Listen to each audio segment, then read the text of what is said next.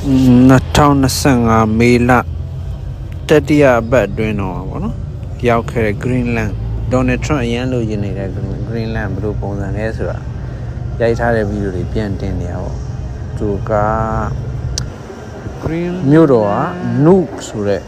capital Greenland ရဲ့ capital လူကြီး2000အောက်မှာပဲရှိတယ်စားတောက်ဆိုင်တွေရှိတယ်ဘားတွေရှိတယ် shopping mall တော့တစ်ခုတည်းပဲရှိတယ်အဲဒီ shopping mall မှာလည်းဆုံးဆုံးလင်းလင်းတိတ်မရှိပါဘူးဈေးတော့တန်ဈေးကြီးတယ်ဒိမတ်ပတ်စံတွေပဲဝယ်ရရောင်းရတယ်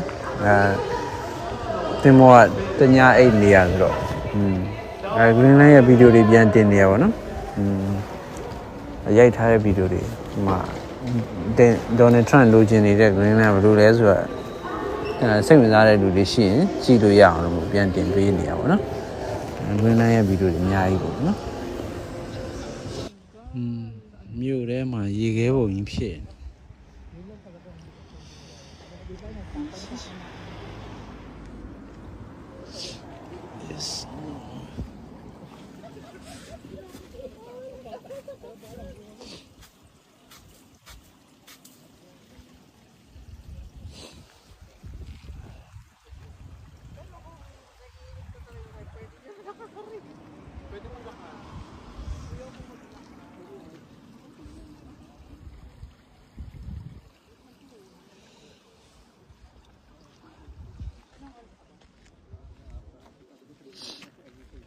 Oh my God. We need to sit somewhere there. No.